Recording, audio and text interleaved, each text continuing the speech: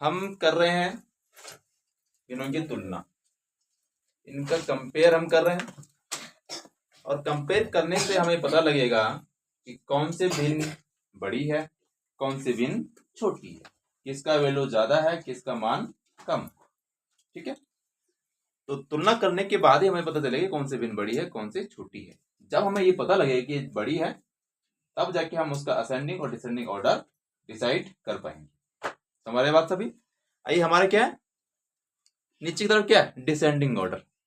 नीचे की तरफ क्या है, अवरोही कर्म। कौन सा कर्म है, अवरोही कर्म।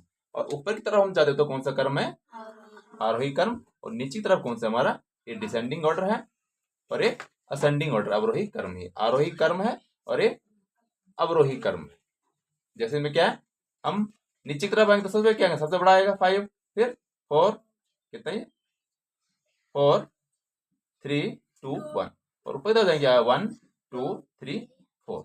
अब कहा जाता है कि किसी चीज को आरोही क्रम में लगाएंगे तो सबसे पहले किसको लिखेंगे, किसको लिखेंगे, रिस्पॉन्स दो। सबसे पहले किसको लिखेंगे, सबसे पहले क्या, 1 क्या है, 1 की जगह यहाँ 5 हो तो क्या लिखेंगे, आरोही क्रम में सबसे पहले किसको लिखेंगे, सबसे छोटे को लिखेंगे। किसको लिखेंगे, सबसे छोटे को लिखेंगे, फिर उससे थोड़ा बड़ा, फिर और बड़ा, फिर और बड़ा। इस तरह से हमारा आरोही क्रम का सीक्वेंस चलेगा। समझ गया बात को। और अवरोही क्रम कहता है, डिसेंडिंग ऑर्डर कहता है, तो उसमें हम सबसे पहले सबसे क्या लिखेंगे, सबसे बड़ा लिखेंगे, फिर उससे थोड़ा छोटा, फिर उससे और छोटा। इस तरह से जो ऑर्डर चलेगा वो क्या हो जाएगा, डिसेंडिंग ऑर्डर हो जाएगा, अवरोही क्रम हो जाएगा।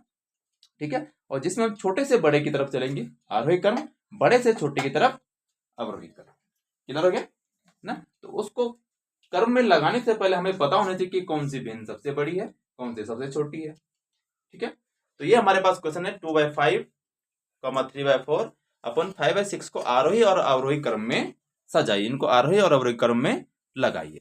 तो क्या करेंगे हम, सबसे पहले क्या करें, जो भी हमारे पास हर है, जो भी हमारे पास डेनोमिनेटर है, जो भी हमारे पास क्या है डेनोमिनेटर, उसके क्या करेंगे, एलसीएम ले लेंगे। हमने एलसीएम ले लिया, दिख रहा, एलसीएम ले लिया, तो इनका एलसीएम हमारे पास कितना आया, 60। कितना है एलसीएम, 60। तो अब हमको क्या करना है, जो भी हमारे पास फ्रैक्शन है, जो भी हमें भिन्न दे रखी है, उन सब के हर को हमने 60 करना है। उन सब के हर को क्या करना है, 60 करना है। तो हमारे पास पहला भिन्नता क्या था, 2/5। ठीक है, तो 5 में हमें किसका मल्टीप्लाई करना है, ये 60 हो जाए। हमारे बात को, 5 में हमें किसका मल्टीप्लाई करना है, ये 60 हो जाए। ऐसा नहीं लगता हमें पता, तो जो हमें क्या करना है, जो हमारे पास 60 आ रखा है, ये हमारे पास 60 आ रखा है, इसमें 5 का क्या कर दो, डिवाइड कर दो। क्या कर दो, डिवाइड कर दो। कितना देगा, 5 1 जा 5 1 0, 5 2 जा 10। तो किसका मल्टीप्लाई करना हमको, 12 का। तो जिसका हम हर में करते हैं उसका अंश में भी करते हैं, ये रूल है। जिसका हर में करेंगे उसका अंश में भी करेंगे। क्लियर हो गया। नेक्स्ट फ्रैक्शन हमारे पास है 3/4। अब सेम वही प्रोसीजर, 60 में क्या करेंगे, 4 का डिवाइड करेंगे, है ना। तो कितने हो जाएगा, 4 1 जा 4 2 0, 4 5 जा 20। हमारे तो कितनी बार करना पड़ रहा इस 4 में, 15 टाइम। हमारे बात को, तो जो हमने हर में किया जिससे, उसी से अंश में भी करेंगे। तो क्लियर हो गया, हर हम कैसे समान करेंगे। अब इतना क्लियर हो गया, समझ में आया नहीं आया वीरेंद्र सिंह, क्या उधर, इतना समझ में आ गया है ना। तो इसका हर समान करने के लिए जो हमारा एलसीएम आएगा, उस एलसीएम में हम हर का डिवाइड करेंगे, और जो डिवाइड करने के बाद हमारे पास कोसेंट आएगा, जो भागफल आएगा, उसका उसमें फ्रैक्शन में क्या कर देंगे, मल्टीप्लाई कर देंगे। क्लियर, कोई डाउट किसी को। तो इस तरह से हमने इसका भी किया। क्या था, 60 था, 60 में 6 का डिवाइड करेंगे तो कितना आ जाएगा, 10। तो रिटर्न का इसका मल्टीप्लाई होगा। अब इसका करेंगे हम, ये मल्टीप्लाई हो गया, 12 जा, क्या दिख रहा है, 12 जा 24, 12 5 जा 60, 15 3 जा 45, एंड 15 4 जा 60, 10 5 जा 50, एंड 10 6 जा 60। तो अब सबका हर समान हो गया है, हो गया है। अब नोट क्या, देखो नोट क्या लिखा हुआ है, देखो नोट क्या लिखा हुआ है, दिख रहा है नोट क्या लिखा हुआ है, नोट दिख रहा है सबको क्या लिखा हुआ है, क्या लिखा हुआ है नोट, क्या लिखा है, जिस भिन्न का अंश सबसे बड़ा होगा, जिस भिन्न का अंश सबसे बड़ा होगा वह भिन्न सबसे बड़ी होगी। जिस भिन्न का अंश सबसे बड़ा होगा वह भिन्न सबसे बड़ी होगी, और जिस भिन्न का अंश सबसे छोटा होगा, सबसे कम होगा, वह भिन्न सबसे छोटी होगी। समझ में आ गया? अब इसलिए हम आरोही क्रम में लगाएंगे। अब किसको किस क्रम में लगाएंगे? आरोही क्रम। आरोही क्रम में देखो बेटा, सबसे अब क्या करें, सबसे छोटे से बड़े की तरफ चलते हैं। कहाँ चलते हैं? सबसे छोटे से बड़े की तरफ चलते हैं। अब देखो यहाँ सबसे छोटा अंश किसका है? किसका है? सबसे छोटा अंश दिख रहा है, कितना है? 24। कौन सा फ्रैक्शन का है वो? 2/5 का। तो 2/5 लेस देन, ये किस का सिंबल है? Less than. अब इससे बड़ा अंश किसका है? इसका है, 45 है। अब 45 फ्रैक्शन क्या है? 3/4। क्या है? 3/4। और फिर हमारे पास एक ही फ्रैक्शन रहेगा, क्या है?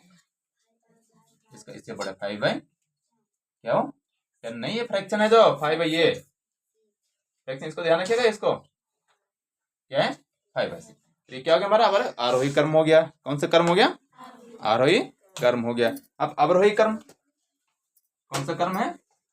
अवरोही मीन्स डिसेंडिंग ऑर्डर। अवरोही क्रम, अवरोही क्रम में क्या लिखते हैं? सबसे पहले सबसे क्या लिखते हैं? सबसे पहले सबसे बड़ा लिखते हैं। सबसे बड़ा क्या है? 5/6 ग्रेटर देन 3/4 ग्रेटर देन 2/5। ये हमारा क्या आ गया? आंसर। यहां तक किसी को कोई डाउट है तो बताइए। कोई डाउट है किसी को यहां तक? ओके। हम बात करें गुणनखंड, गुणज एवं उनके गुण की। आर्यन सिंह, गुणनखंड, गुणज एवं उनके गुण की हम बात कर रहे हैं। Factor, multiples and their factors. ठीक है। गुणनखंड किसे कहते हैं?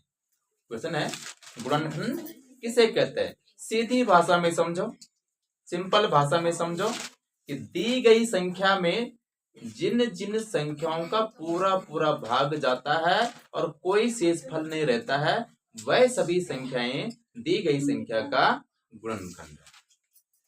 समझ गया बात को? क्या कहा मैंने? रिपीट करो, क्या कहा? अब देखो एग्जांपल के लिए हमारे पास 8 है ना, तो दी गई संख्या, कौन सी संख्या देख रहे हैं हमारे पास? 8, और पूछ रहा है कि 8 के गुणनखंड बताइए। तो 8 में दी गई संख्या में जिन जिन संख्याओं का पूरा पूरा भाग जाता है, तो किन किन संख्याओं का जाता है? 1 का जाता है, 1 8 जा 8, 2 4 जा 8, 4 2 जा 8, 8 1 जा 8, है ना। तो जिन संख्याओं का पूरा पूरा भाग जाता है, कुछ भी शेष फल नहीं रहता है, वह सभी संख्याएं, ये सभी संख्याएं दी गई संख्या के गुणनखंड। क्लियर हो गया? ये सभी संख्या दी गई संख्या के क्या है? गुणनखंड है। अब ध्यान रखिएगा, जो अभाज्य संख्या है, अभाज्य संख्या में सिर्फ 2 ही संख्याओं का भाग जाता है। क्लियर है? स्वयं का और 1 का। अभाज्य संख्या में कितनी संख्या भाग? अभाज्य संख्या पढ़ी ना, संख्या को प्रकार पढ़े। अभाज्य संख्या में सिर्फ 2 ही संख्याओं का भाग जाता है, स्वयं का और 1 का। तो अभाज्य संख्याओं के कितने गुणनखंड होंगे? 2 ही तो होंगे। तो 2 संख्याओं का भाग है तो 2 ही तो गुणनखंड होंगे। इसको ध्यान रखिएगा। क्लियर हो गया? है ना। अब जैसे मैं एक एग्जांपल हम कर लेते हैं यहाँ पे 16। अब 16 के गुणनखंड बताओ जरा। 16 के फैक्टर बताओ क्या क्या है, जल्दी बताओ। गुड। 1 2 4 8 और क्या है? 16। गुड। ये क्या है? 16 के फैक्टर है ना। तो इन सभी संख्याओं का इसमें पूरा पूरा भाग जाता है, कुछ भी शेष फल नहीं रहता है। तो ये सभी संख्याएं दी गई संख्या के गुणनखंड है या फैक्टर है। क्लियर? एनी डाउट किसी को? Any doubt? हम बात करें उभयनिष्ठ गुणनखंड की। किसकी बात कर रहे हैं? उभयनिष्ठ मीन्स कॉमन। उभयनिष्ठ मीन्स कॉमन। और कॉमन तब आएगा जब कम से कम 2 संख्याओं का पूछा जाएगा। कम से कम 2 संख्याओं का पूछा जाएगा, तब हमें कॉमन गुणनखंड मिलेगा या कॉमन फैक्टर मिलेगा, है ना। तो उभयनिष्ठ गुणनखंड किसे कहते हैं? उभयनिष्ठ गुणनखंड उसे कहते हैं जो कम से कम 2 संख्याओं में या 2 से अधिक संख्याओं में प्रत्येक का गुणनखंड हो। क्या कहा मैंने? जो कम से कम 2 संख्याओं में, या सिंपल भाषा में कहेंगे कि दी गई संख्याओं में जो सभी का गुणनखंड हो वही क्या हो जाएगा, उभयनिष्ठ गुणनखंड होगा। क्लियर हो गया? क्या कहा मैंने?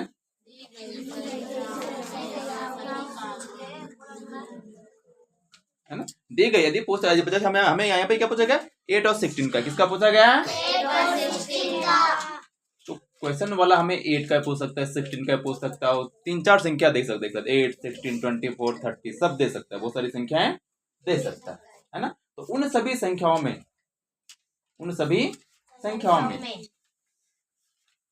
जिस संख्या का भाग जाएगा, उन सभी संख्याओं में जिस संख्या का पूरा भाग जाएगा, कुछ भी शेष पर न रहे, वही संख्या सभी संख्याओं का क्या हो जाएगा, कॉमन हो जाएगा, कॉमन फैक्टर हो जाएगा, उभयनिष्ठ गुणनखंड हो जाएगा।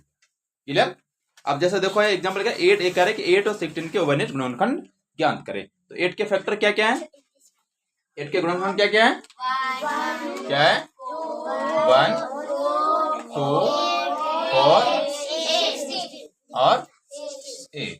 और 16 के क्या क्या है, 1, 2, 4, 8 और क्या है, 16।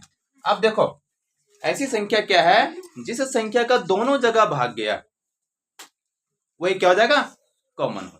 दी गई संख्या में क्या है, 1, क्या है, 1 है, और क्या है, 2, 4, 8। क्लियर है? तो ये क्या हो जाएगा, उभयनिष्ठ हो जाएगा, ये कॉमन फैक्टर हो जाएगा। क्लियर? अब 1 को हम मोस्टली नहीं लिखते हैं क्योंकि 1 का सब में जाता है, 1 का सब में तो मोस्टली हम उनका इस्तेमाल नहीं करते, 1 को हम दिखाते नहीं, लेकिन 1 भी सबका होता है, तो कॉमन बात है कि ये सबका होगा। क्लियर हो गया? तो उभयनिष्ठ समझ में आ गया है ना। दी गई संख्या में जिस संख्या का पूरा भाग जाता है, कुछ भी शेष पर न रहे, वही संख्या दी गई संख्याओं का कॉमन फैक्टर होगा या उभयनिष्ठ गुणनखंड होगा। क्लियर? एनी डाउट है किसी को? कोई डाउट है?